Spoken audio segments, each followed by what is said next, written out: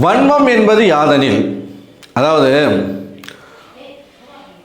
மூஞ்சிக்கு பின்னாடி உட்காந்து கழுவுன்னு கழுவுறது, மூஞ்சிக்கு முன்னாடி அப்படியே பாசத்தை கொட்டுற மாதிரி, ஐயோ திவ்யா உங்கள் அப்பா உங்கள் அம்மா ஐயோ உங்கள் அண்ணன் ஆஹா ஓஹோ, செட் ஆகலைங்க.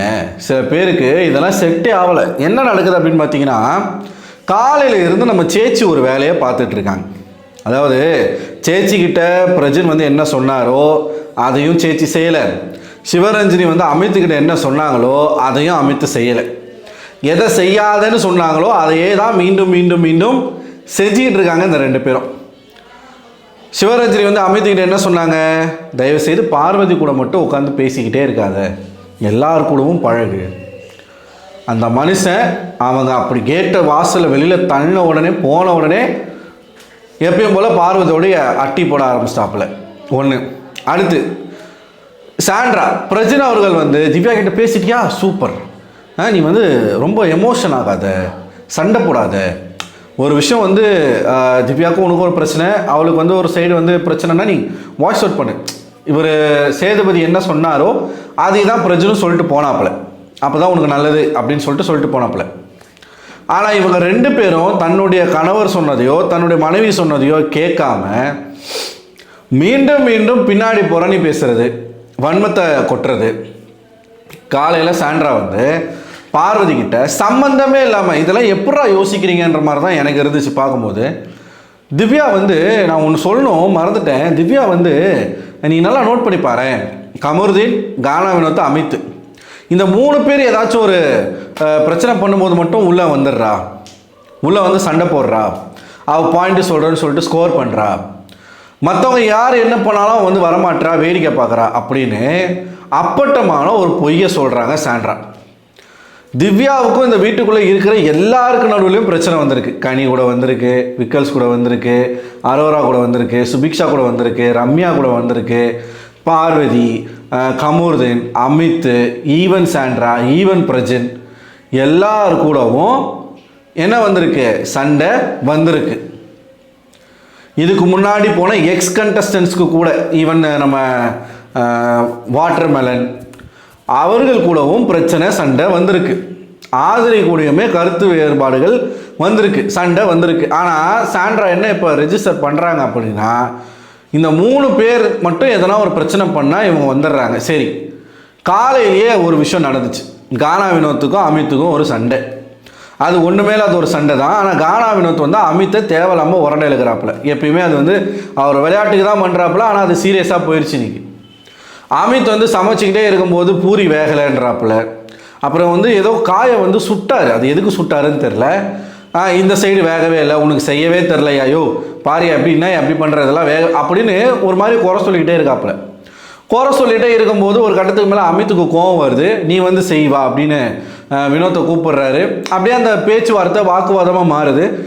கொஞ்ச நேரத்துக்கு மேலே கானா வினோத் டென்ஷனாகி வந்து கத்த ஆரம்பிச்சிடறாப்புல, ஒரு மாதிரி எகிரிட்டு வராப்புல. எப்பயுமே அவர் பண்ணுற ஒரு விஷயம், எகிரிட்டு வராப்புல. அப்போ திவ்யாவும் அங்கே தான் இருக்காங்க, அங்கே தான் வந்து உட்காந்துக்கிட்டு அவங்களும் சமைச்சிட்டு தான் இருக்காங்க. இப்போ சாண்ட்ரா சொல்கிறது உண்மை அப்படின்னா திவ்யா எல்லாரும் என்ன பண்ணியிருக்கணும், உள்ளே போய் ரெண்டு பேர் கூடயும் சண்டை போட்டிருக்கணும். ஆனால் திவ்யா என்ன பண்ணாங்க, நல்லா தானே ரெண்டு பேரும் பேசிகிட்டு இருக்கீங்க ஜாலியாக, திடீர்னு எதுக்காக இந்த மாதிரி சண்டை, அவ்வளோதான் கேட்டாங்க, பதில் சொன்னாங்க, முடிஞ்சு போச்சு. ஸோ முழுக்க முழுக்க சாண்ட்ரா வந்து இன்னமும் திவ்யா மேலே வன்மத்தை வச்சுக்கிட்டு ஒரு மாதிரி வந்து விஷத்தை கக்குறாங்க, பார்வதிக்கிட்ட மெயினாக வந்து கக்குறாங்க. ஏன்னா பார்வதி இப்போ நீங்கள் சாண்ட்ரா வந்து பார்வதிக்கிட்ட அந்த விஷத்தை கக்கிட்டாங்கன்னா பார்வதி வந்து அந்த வீட்டில் இருக்கிற எல்லாருக்கிட்டையும் அந்த விஷயத்தை கக்குவாங்க. குறிப்பாக தங்க கூட இருக்கிறவங்க காலையில் இதை உட்காந்து பேசினாங்களா, அதுக்கப்புறம் தான் அமித் அவர்களுடைய குடும்பம் வந்தது, சிவரஞ்சனியும் குழந்தையும் வந்திருந்தாங்க. அந்த குழந்தை வந்து பயங்கரமான ஒரு பர்ஃபார்மன்ஸை பண்ணிட்டு போயிட்டா, அந்த குழந்தைய இமீடியேட் பண்ணிட்டு இருந்தாங்க. இப்போ நீங்கள் திவ்யாவை எடுத்து பார்த்தீங்கன்னா யாரை பற்றியும் யார் பின்னாடியும் உட்காந்து புறணி பேசுனதே இல்லை, நான் பார்த்து பேசுனதில்லை. எப்போ அவங்க பேசியிருக்காங்க அப்படின்னா சாண்ட்ரா, பிரஜன், திவ்யா அந்த மூணு பேரும் ஒன்றா இருக்கும்போது, என்னைக்கு பிரஜன் எவிக்ட் ஆனாரோ, இந்த குரூப்லேருந்து என்னைக்கு திவ்யா வெளியில் வந்தாங்களோ அன்னிலேருந்து இன்னைய வரைக்கும் யாரை பற்றியும் பின்னாடி அவங்க குறை பேசுனதே இல்லை. மாறா அவங்க என்ன பண்ணுறாங்க, மற்ற ஹவுஸ்மேட்ஸோட சேர்ந்து ஃபன் பண்ணுறது, பாட்டு பாடுறது, ஜாலியாக சிரிச்சுக்கிட்டு காமெடி பண்ணிக்கிட்டு விளையாடிட்டு இருக்கிறது, இதை அவங்க கேமையே மாற்றி அவங்க வேறு மாதிரி போய்கிட்டு இருக்காங்க. சாண்ட்ரா இன்னமும் மனசுக்குள்ளே வந்து எல்லா வன்மத்தையும் வச்சுக்கிட்டு கமருதீன் அவன் வந்துடுவா. கமருதீன் விஷயத்தில் சாண்ட்ரா திவ்யா வந்து கோவப்பட்டது கூட அவங்க கத்துனாங்க தெரியாமல், இவர் வந்து லூஸு மாதிரி கத்திட்டு இருக்காதீங்க அப்படின்னு சொன்னதுனால அவங்க கோவப்பட்டாங்க. ஆனால் அதுக்கப்புறம் கூட கமருதீன் கூட நல்லா தான் பேசுகிறாங்க, பார்வதி கூட நல்லா தான் பேசுகிறாங்க.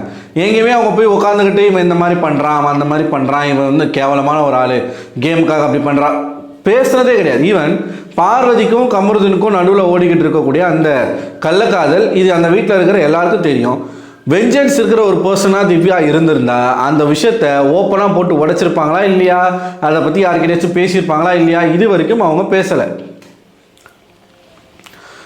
சரி, காலையில் தான் சாண்ட்ரா அதை பண்ணாங்க அப்படின்னு பார்த்தா மறுபடியும் அமித் குடும்பம் வந்துட்டு போன பிறகு அமித், கானா வினோத், கமருதீன், பார்வதி, சாண்ட்ரா 5 பேர் உட்காந்துக்கிட்டு அந்த 5 பேர்கிட்டையும் அந்த மீதி இருக்கக்கூடிய 4 பேர்கிட்டையும் காலையில் பார்வதி கிட்ட என்ன பேசுகிறாங்களோ அதை அச்சு பேசுகிறாங்க, அங்கே பேசுகிறாங்க. பார்வதி எடுக்கிறாங்க. பார்வதி எடுத்தவுடனே சாண்ட்ரா சொல்கிறாங்க, ஆமாம் நீங்கள் வேணால் நோட் பண்ணுங்கள், உங்கள் 3 பேர் நீங்கள் 3 பேர் எதனா பண்ணும்போது மட்டும் திவ்யா வந்து கருத்து சொல்கிறா, உள்ள அந்த ஸ்பாட்லைட்டை வந்து பிடிச்சிக்கிறா, அதை பிடிச்சே இவ்வளோ தூரம் வந்துட்டா. நான் என்ன கேட்குறேன்னா, ஏன் இவ்வளோ வன்மம்?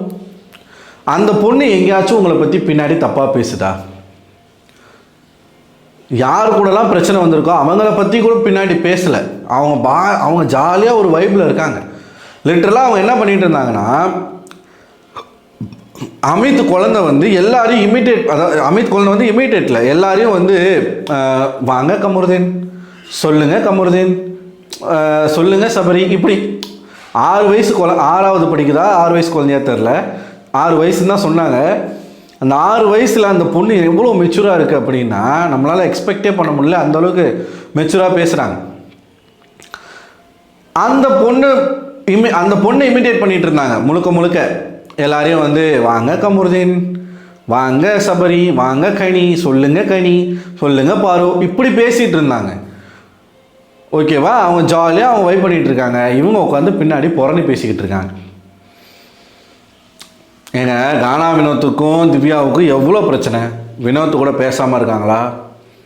என்னைக்காச்சும் பின்னாடி வினோத்தை பற்றி தப்பாக சொல்லியிருக்காங்களா? தனியாக வந்த பிறகு யாரை பற்றி இந்த வீட்டுக்குள்ளே அவங்க வந்து புலம்புறாங்க. இவங்க எதுக்கு சம்மந்தமே இல்லாமல் திவ்யாவை பற்றி இப்போ புலம்பிகிட்டு இருக்காங்க அப்படின்னா, திவ்யா என்ன பண்ணா, எப்படி இவ்வளோ தூரம் சர்வை ஆகி வந்தா, அந்த கேள்வி எல்லாருக்கும் ஓடுது. இப்போ அப்போ ஃபினாலே ஸ்டேஜில் நின்னாங்கன்னா இப்போ என்ன பண்ணுவாங்க இவங்களாம்? ஒரு பக்கம் பார்வதி கழுவுறா, ஒரு பக்கம் கமருதீன் கழுவுறாப்புல, ஒரு பக்கம் அமித் எந்த அளவுக்கு ஒரு கேவலமான ஒரு பர்சனாக மாறிக்கிட்டு இருக்காரு அப்படின்னு பார்த்தீங்கன்னா, அதான் பீடையோடு சேர்ந்தால் எல்லாரும் பீடையாக தான் மாறணும்.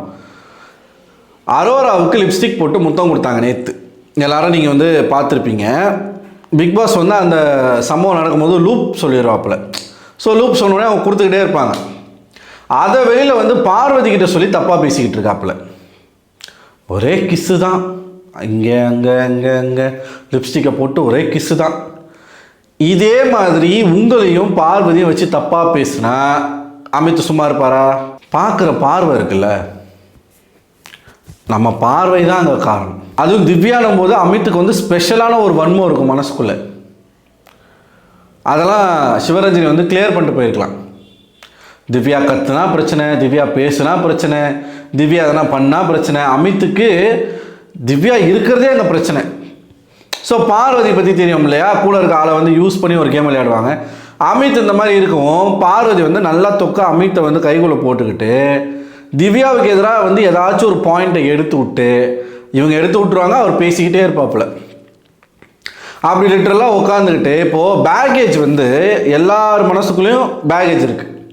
ஆனால் என்ன கேட்டால் நான் திவ்யா கிட்டே இல்லைன்னு தான் நான் சொல்லுவேன். ஏன்னா நான் பார்த்த வரைக்கும் யாரை பற்றியும் பின்னாடி அந்த பொண்ணு புறணி பேசுனதே இல்லை.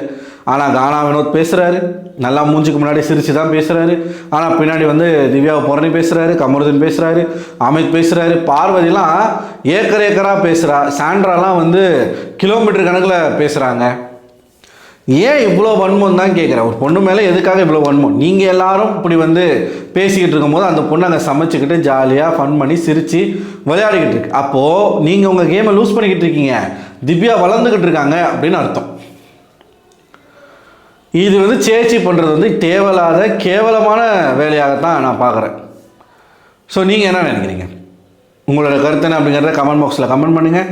அடுத்த ஒரு வீடியோவில் உங்களை சந்திக்கிறேன். அதுவரை உங்களிடம் விடை பெறுவது நான் அரவிந்தன்.